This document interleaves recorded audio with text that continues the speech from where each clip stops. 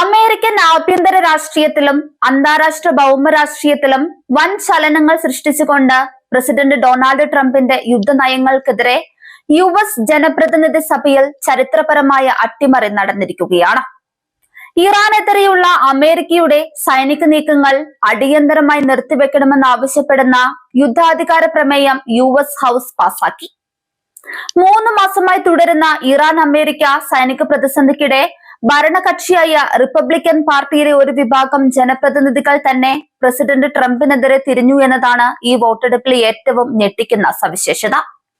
പ്രസിഡന്റിന്റെ പ്രഖ്യാപിത നിലപാടുകളെയും യുദ്ധ താൽപര്യങ്ങളെയും പരസ്യമായി വെല്ലുവിളിച്ചുകൊണ്ട് ഡെമോക്രാറ്റുകൾക്കൊപ്പം റിപ്പബ്ലിക്കന്മാരും കൈകോർത്തത് വൈറ്റ് ഹൌസിനെ കടുത്ത പ്രതിരോധത്തിലാക്കിയിട്ടുണ്ട്. ബുധനാഴ്ച നടന്ന വാശിയേറിയ വോട്ടെടുപ്പിൽ 208-നെതിരെ 215 വോട്ടുകൾക്കാണ് പ്രമേയം പാസ്സായത്. വോട്ടുകളുടെ എണ്ണത്തിൽ വലിയ വ്യത്യാസമില്ലെങ്കിലും സ്വന്തം പാളയത്തിൽ നിന്ന് തനിക്കെതിരെ ഉണ്ടായ ഈ നീക്കം ഡൊണാൾഡ് ട്രംപിന് വ്യക്തിപരമായും രാഷ്ട്രീയമായും വലിയൊരു തിരിച്ചടിയും നാണക്കേടുമായി മാറിയിരിക്കുകയാണ്. ദീർഘനാളായി പുകയുന്ന ഇറാൻ യുദ്ധത്തിനെതിരെ അമേരിക്കൻ ജനതയ്ക്കിടയിലും ജനപ്രതിനിധികൾക്കിടയിലും വളർന്നുവരുന്ന ശക്തമായ അതൃപ്തിയുടെ പ്രതിഫലനമാണ് ഈ വോട്ടെടുപ്പ് ഫലം വ്യക്തമാക്കുന്നത്. പ്രമേയം പാസ്സായെങ്കിലും ഇതിന്റെ ഭാവി ഇപ്പോഴും പൂർണ്ണമായി സുരക്ഷിതമല്ല എന്നാണ് രാഷ്ട്രീയ നിരീക്ഷകർ വിലയിരുത്തുന്നത്. കാരണം US നിയമനിർമ്മാണ സഭയുടെ ഉപരിസഭയായ സെനറ്റിലെ ഭൂരിപക്ഷവും ട്രംപിന്റെ അടുത്ത നിലപാടുകളും ഈ പ്രമേയത്തിന്റെ അന്തിമ വിജയത്തെ സ്വാധീനിക്കുന്ന നിർണായക ഘടകങ്ങളാണ്. എങ്കിലും ട്രംപ് ഭരണകൂടത്തിന് ജനപ്രതിനിധി സഭയിൽ നേരിടേണ്ടി വന്ന ഈ പരാജയം ഒഴിവാക്കാൻ റിപ്പബ്ലിക്കൻ നേതൃത്വം പരമാവധി ശ്രമിച്ചിരുന്നു. ഹൌസ് സ്പീക്കറായ മൈക്ക് ജോൺസൺ ട്രംപിനെതിരെയുള്ള ഈ രാഷ്ട്രീയ നീക്കത്തെ പ്രതിരോധിക്കാൻ സഭയ്ക്കുള്ളിൽ വലിയ തന്ത്രങ്ങളാണ് മെനഞ്ഞത്. ഇതിന്റെ ഭാഗമായി 2 ആഴ്ച മുൻപ് ഈ പ്രമേയം പാസ്സാക്കുമെന്ന വക്കിലെത്തിയപ്പോൾ സ്പീക്കർ മൈക്ക് ജോൺസൺ സഭാ നടപടികൾ അപ്രതീക്ഷിതമായി നിർത്തിവെക്കുക വരെ ചെയ്തു.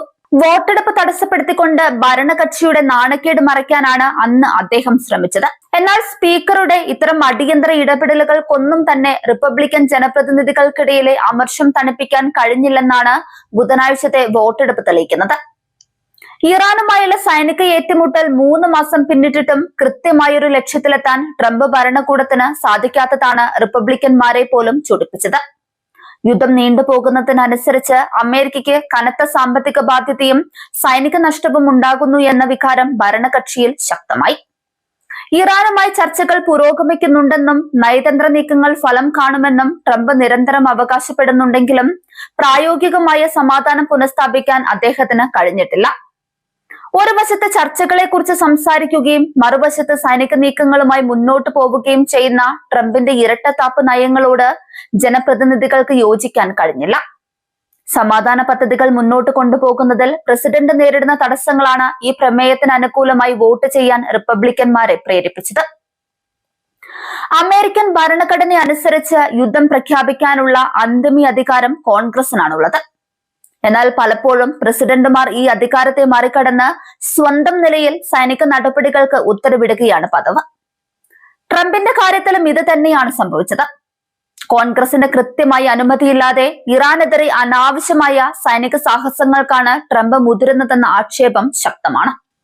ജനപ്രതിനിധി സഭയിൽ ഇപ്പോൾ പാസായ ശുദ്ധാധികാര പ്രമേയം യഥാർത്ഥത്തിൽ പ്രസിഡന്റിന്റെ ഈ ഏകപക്ഷീയമായ സൈനിക അധികാരങ്ങൾക്ക് മേൽ കടിഞ്ഞാനിടാൻ ലക്ഷ്യമിട്ടിട്ടുള്ളതാണ്. കോൺഗ്രസിന്റെ വ്യക്തമായ അനുവാദമില്ലാതെ ഇറാനെതിരെയോ മിഡിൽ ഈസ്റ്റിലോ യാതൊരുവിധ സൈനിക നടപടികളും തുടരാൻ പ്രസിഡന്റിന് അവകാശമില്ലെന്ന് ഈ പ്രമേയം അടിവരയിടുന്നുണ്ട്. ഇത് ട്രംപിന്റെ വിദേശ നയങ്ങൾക്കേറ്റ കനത്ത പ്രഹരമാണ്. അന്താരാഷ്ട്ര തലത്തിൽ ഈ വോട്ടെടുപ്പ് ഫലം അമേരിക്കയുടെ പ്രതിച്ഛായയ്ക്ക് വലിയ മങ്ങലേൽപ്പിച്ചിട്ടുണ്ട്. സ്വന്തം രാജ്യത്തെ നിയമനിർമ്മാണ സഭയുടെ പോലും പിന്തുണയില്ലാതെയാണ് US പ്രസിഡന്റ് ഒരു വിദേശ രാജ്യവുമായി യുദ്ധത്തിൽ ഏർപ്പെട്ടിരിക്കുന്നത് എന്ന സന്ദേശമാണ് ഇത് ലോകത്തിന് നൽകുന്നത്. ഡെമോക്രാറ്റിക് പാർട്ടി ഈ വിജയത്തെ ട്രംപിന്റെ യുദ്ധക്കൊതിക്കെതിരെയുള്ള ജനവികാരമായാണ് ഉയർത്തിക്കാട്ടുന്നത്. അമേരിക്കയെ മറ്റൊരു ദീർഘകാല യുദ്ധത്തിലേക്ക് തള്ളിവിടാൻ അനുവദിക്കില്ലെന്ന് അവർ വ്യക്തമാക്കുന്നുണ്ട്. വിയറ്റ്നാം ഇറാഖ് യുദ്ധങ്ങൾ വരുത്തിവെച്ച വിനാശകരമായ ഓർമ്മകൾ മുൻനിർത്തിയാണ് ഡെമോക്രാറ്റുകൾ ഈ പ്രമേയത്തിനായി ശക്തമായി വാദിച്ചതും വിജയം കണ്ടതും. ഭരണകക്ഷിയായ റിപ്പബ്ലിക്കൻ പാർട്ടിയിൽ ഈ വോട്ട് വലിയൊരു ആഭ്യന്തര ഭിന്നതയ്ക്ക് വഴിവെച്ചിരിക്കുകയാണ്. ട്രംപിനെ കണ്ണുമടച്ച് പിന്തുണയ്ക്കുന്നവരും രാജ്യത്തിന്റെ താൽപര്യങ്ങൾക്ക് മുൻഗണന നൽകുന്നവരും തമ്മിലുള്ള ചേരിതിരിവ് ഇതോടെ പരസ്യമായി. വോട്ട് ചെയ്ത റിപ്പബ്ലിക്കൻ ജനപ്രതിനിധികൾക്കെതിരെ ട്രംപ് അനുകൂലികൾ രംഗത്തെത്തി കഴിഞ്ഞു. ട്രംപിന്റെ സമാധാന പദ്ധതികൾ പരാജയപ്പെടാൻ കാരണം അദ്ദേഹത്തിന്റെ കടും പിടുത്തമാണെന്ന വിലയിരുത്തലിലാണ് സ്വന്തം പാർട്ടിയിലെ വിമർശകർ പോലും എത്തിച്ചേർന്നിരിക്കുന്നത്. അന്താരാഷ്ട്ര ഉടമ്പടികളിൽ നിന്നും നയതന്ത്ര മര്യാദകളിൽ നിന്നും ട്രംപ് പിന്നോട്ടു പോകുന്നത് അമേരിക്കയുടെ സഖ്യകക്ഷികളെ പോലും അകറ്റുകയാണെന്ന് അവർ ഭയപ്പെടുന്നുണ്ട്. എങ്കിലും ഈ പ്രമേയം പൂർണ്ണ നിയമമായി മാറണമെങ്കിൽ ഇനിയും കടമ്പകൾ ബാക്കിയുണ്ട്. US സെനറ്റിൽ റിപ്പബ്ലിക്കന്മാർക്ക് സ്വാധീനമുള്ളതിനാൽ പ്രമേയം അവിടെ പരാജയപ്പെടുത്താൻ വൈറ്റ് ഹൌസ് പരമാവധി ശ്രമിക്കും. കൂടാതെ സഭകൾ പാസാക്കിയാലും പ്രസിഡന്റിന് തന്റെ വീറ്റോ അധികാരം ഉപയോഗിച്ച് ഈ പ്രമേയത്തെ റദ്ദാക്കാനുള്ള നിയമപരമായ അവകാശമുണ്ട്. നിയമപരമായ കടമ്പകൾ എന്തു തന്നെയായാലും ട്രംപിന്റെ രാഷ്ട്രീയ അധികാരത്തിന് മേൽ ഈ പ്രമേയം ഏൽപ്പിച്ച മുറിവ് ചെറുതല്ല. സ്വന്തം തീരുമാനങ്ങൾ പാർട്ടിക്കുള്ളിൽ പോലും ചോദ്യം ചെയ്യപ്പെടുന്നു എന്നത് ട്രംപിന്റെ രാഷ്ട്രീയ മേധാവിത്വത്തിനേറ്റ വൻ തിരിച്ചടിയാണ്. യുദ്ധം നീണ്ടുപോകുന്നത് അമേരിക്കൻ സമ്പദ് വ്യവസ്ഥയെയും മോശമായി ബാധിക്കുന്നുണ്ട്. പ്രതിരോധ മേഖലയിലേക്കുള്ള അമിത പണമൊഴുക്ക് സാധാരണക്കാരായ ജനങ്ങളുടെ നികുതി പണമാണെന്ന ബോധ്യം ജനപ്രതിനിധികൾക്കുണ്ട്. ഇറാൻ പ്രതിസന്ധി എത്രയും പെട്ടെന്ന് അവസാനിപ്പിച്ച് ആഭ്യന്തര കാര്യങ്ങളിൽ ശ്രദ്ധ കേന്ദ്രീകരിക്കാനാണ് കോൺഗ്രസ് ഇപ്പോൾ ആവശ്യപ്പെടുന്നത്. ഈ അട്ടിമറി വോട്ടെടുപ്പോടെ മിഡിൽ ഈസ്റ്റിലെ അമേരിക്കൻ സൈനികരുടെ വിന്യാസത്തിലും മാറ്റങ്ങൾ വന്നേക്കാം.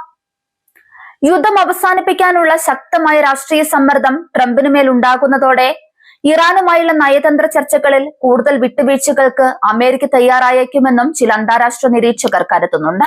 ബുധനാഴ്ച US ജനപ്രതിനിധി സഭയിൽ നടന്ന ഈ നാടകീയ നീക്കങ്ങൾ ഡൊണാൾഡ് ട്രംപിന്റെ ഭരണകാലത്തെ ഏറ്റവും വലിയ ആഭ്യന്തര വെല്ലുവിളികളിൽ ഒന്നാണ്. സ്വന്തം പാർട്ടിക്കാരുടെ വോട്ടുകളോടെ പാസ്സായ ഈ യുദ്ധവിരുദ്ധ പ്രമേയം ട്രംപിന് വൻ നാണക്കേടായി മാറിയിരിക്കുകയാണ്. ഇറാൻ വിഷയത്തിൽ ഇനി അമേരിക്ക എന്ത് നിലപാട് സ്വീകരിക്കുമെന്നതിനൊപ്പം സ്വന്തം പാർട്ടിയിലെ ഈ കലാപത്തെ ട്രംപ് എങ്ങനെ നേരിടുമെന്നാണ് ലോകം ഇപ്പോൾ ഉറ്റുനോക്കുന്നത്.